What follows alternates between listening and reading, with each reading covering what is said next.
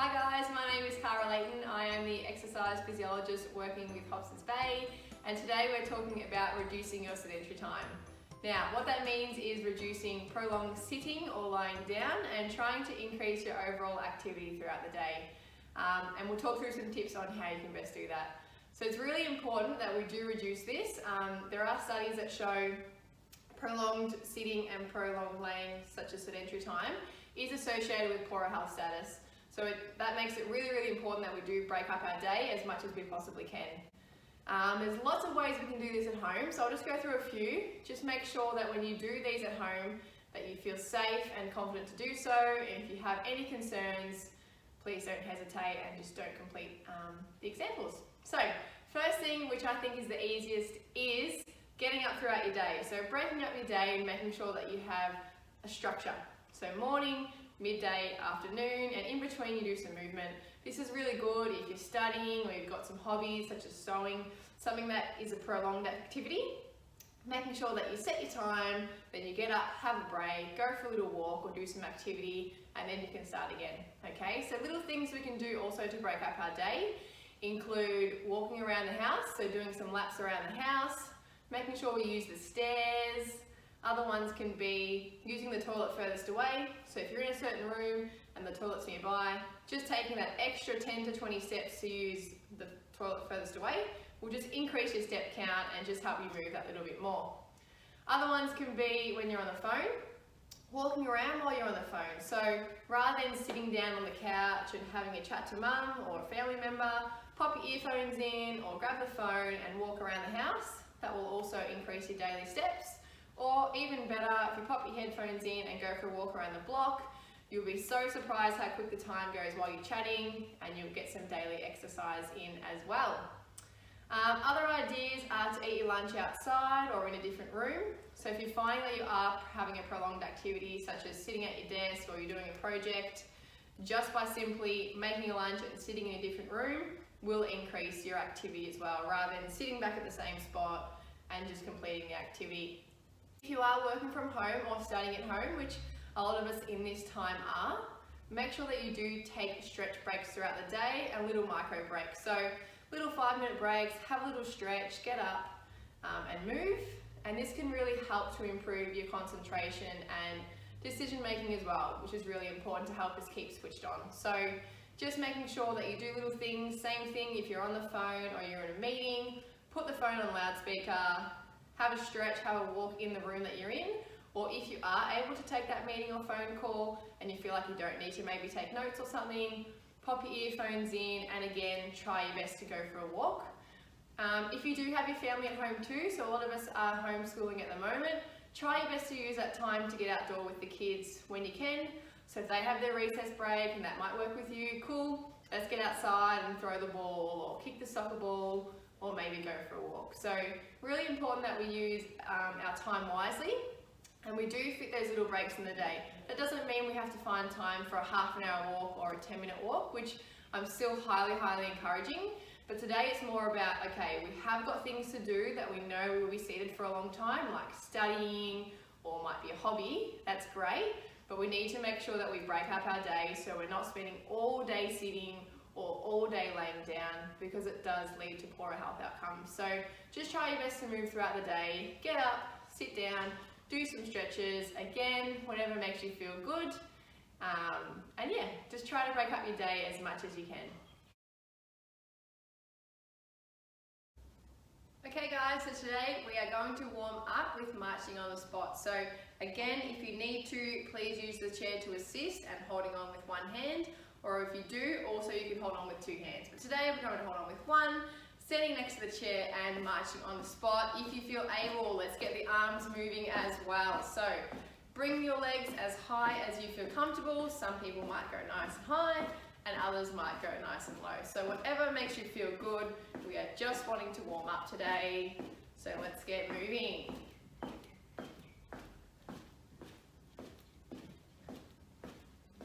Ten more. 5, 6, 7, 8, 9, 10. Well done.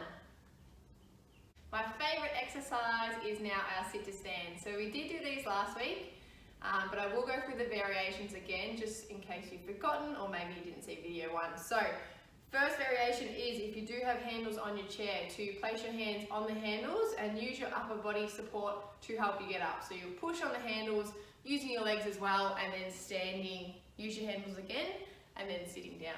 Okay, the second variation which you can choose from is having your hands on the bottom of your chair. So if your chair doesn't have handles, holding onto the bottom of the chair and again helping with your upper body. So using your upper body support, pushing through your legs and then standing up and then sitting down. Our aim is, as we get stronger, that we will reduce our upper body support and we'll just use our nice strong legs, okay?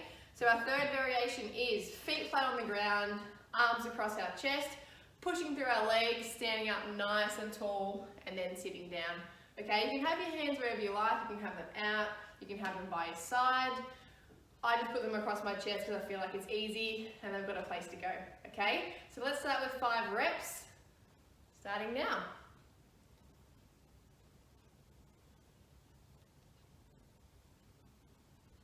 That's 3,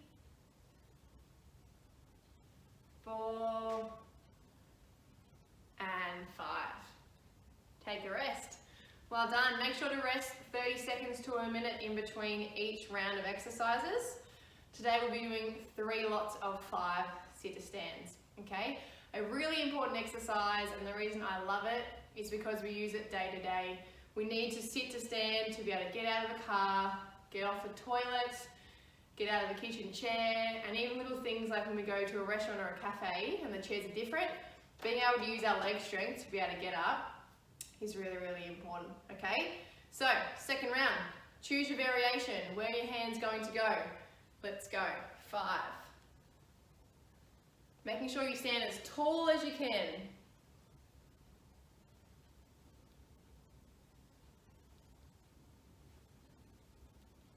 1 more, and 5. Very good. Sitting down. Now, if you are finding this a little bit tricky, you can also sit on the edge of the chair, which will make it a little bit easier to be able to get up, okay? So sitting on the edge of the chair a little bit more and putting your torso forward will help with rocking up and then down. That can be a first variation to when you reduce using your upper body, but please do whatever you feel comfortable. So I'm going to sit back on my chair, have my feet flat on the ground, ready to do my last lot, and go. Pushing through my heels, stand up tall.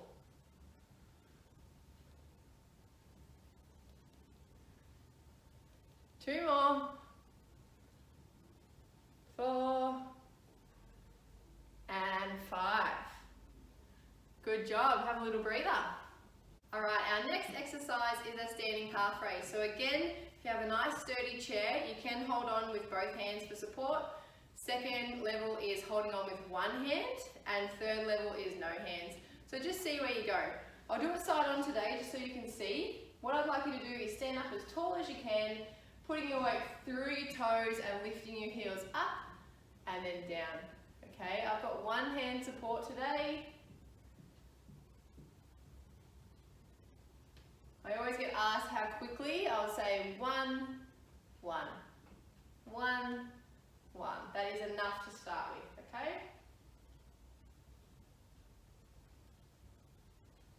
And 2 more. I can feel my calves already. And rest, okay? Again, 30 seconds rest is ideal. So if you are comfortable at home, do it behind the chair. You just can't see what I'm doing if I'm standing behind the chair today, so that's why I'm standing side on. However, if you're feeling like a challenge, you can always stand side on, because that means you'll only use 1 hand, or you might use none, okay? So, starting again for our second round, let's go, coming up and down.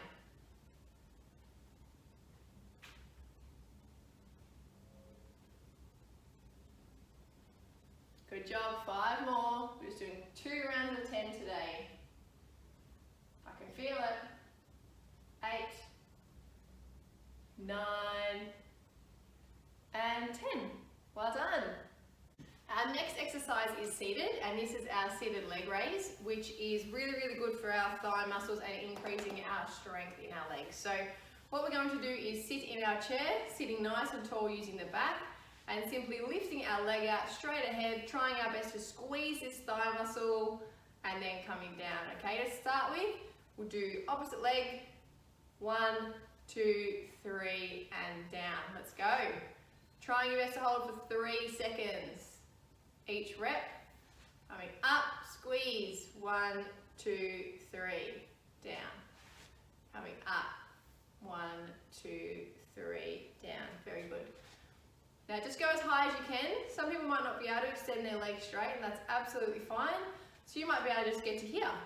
That's absolutely fine. Do what you can. As long as we get the legs moving, I am happy. Good.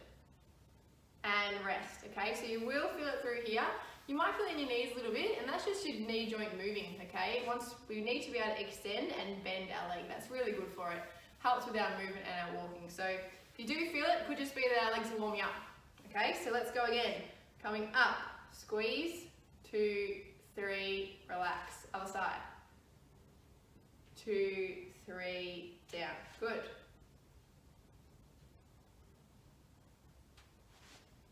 Making sure that you do use the back support, okay, because all we want to isolate is making sure that we do use our legs and we're not using our whole body to lift it up, okay? So just isolating the leg, that's why we need to have our back on the chair. 2 more.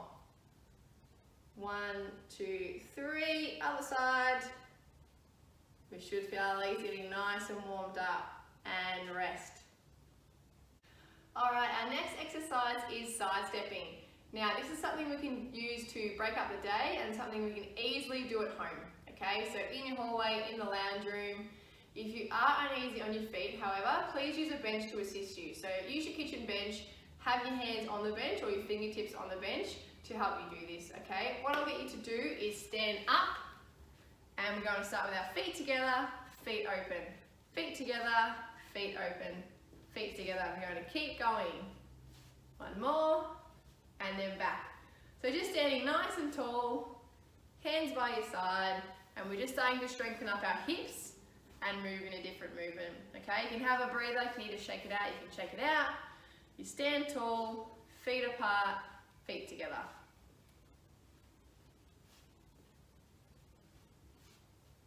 And back the other way.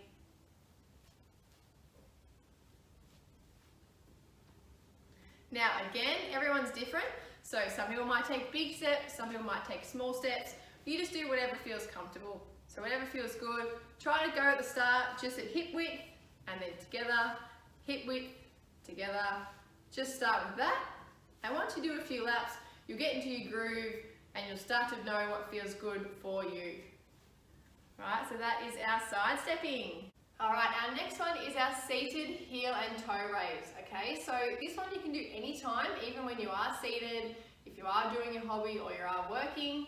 What I'd like you to do is lift your toes, you might not be able to see if you've got black shoes, and lift your heels, okay? So lifting your toes is a really important exercise, and this can prevent things such as tripping, because you are able to lift our toes off the ground, okay? To stop us scuffing on the floor. So really, really good to work these muscles down here. So you lift your toes first, pop them back down the ground, lift your heels, and then down. So heel and toe lifts.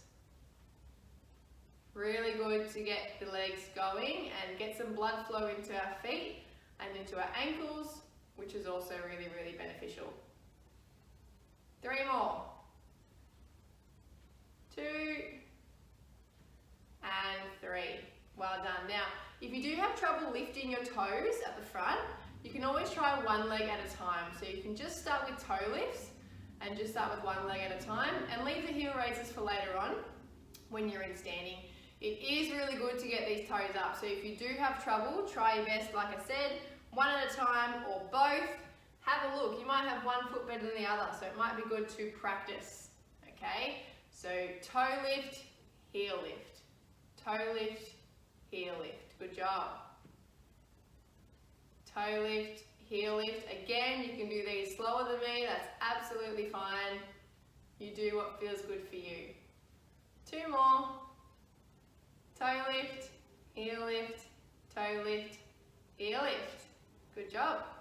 Okay, our next exercise to get us moving a bit more is our seated front punches, okay? So again, sitting nice and comfortably in a chair. This is to get our arms moving and to get our heart rate up a bit. So starting with your hands in a fist, okay, if you can, and your hands up to your chest, and you're going to punch forward 20 times. 7, 8, 9, 10, keep going. 17, 18, 19, 20, well done. We'll have a short rest this time because then we're going to go above. Now for a few people this might be a hard movement. We might have some tightness to our shoulders, we might not do a lot overhead.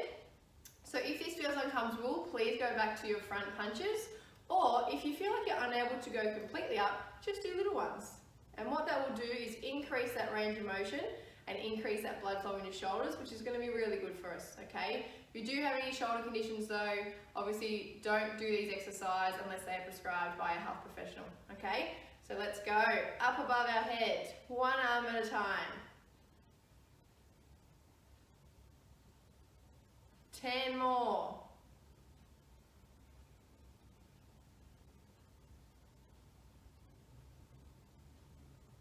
Awesome, have a rest and then we're going to do both again. So you will feel that in the shoulders and you feel a bit puffy maybe because you're working hard and you're getting your heart rate up. That's really, really good, okay? Again, take that rest, have some breaths and we'll start again. Let's go, arms up, front punches. Now you can do this in standing if you'd like, but today I'm just going to add some seated exercises in for us. Oh, I've lost count, I think that was 10. 17, 18, 19, 20. Okay, our little rest, get ready. We're going to go above. Again, if you don't feel comfortable, you go back to your front punches again. Okay, let's go. Single arm.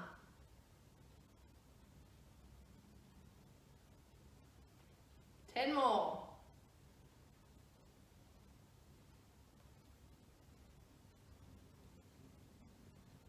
Well done. And just to finish off with some mobility, let's go back to last week with our ankle circles. Bring that leg up, 5 one way, and then switch, this is the tricky part, 5 back the other, and then swap, other leg, 5 one way, 4, 5, and then 5 the other. Just do the circles as big as you can, some might be small, some might be big, see how you go. Now, if you have trouble lifting your leg and holding it up, that's fine. You can pop your heel on the floor and still do circles while your heel is on the floor, okay? And then go back the other way. And then other foot, start with your heel on the floor. And this could be a good option to start with if you're not sure. And then if you're feeling good, you can bring your leg up and do them there. And my favorite way to finish is with some shoulder rolls. Up, back and down. Up, back and down, okay? You can do these as big as you like or as small as you like. Again, if you are sitting for long periods, it's such a nice one to relax these muscles in our neck and our shoulders and really helps to reset our posture. So a good one you can add in throughout your day. 3, 2, 1. Good job. Any other stretches that you do feel like, do them now, as long as you are safe to do so and you've done them before and been instructed by a professional. Use this 2 minutes to do some breathing, like I said, and some stretches, and have a good rest of the day.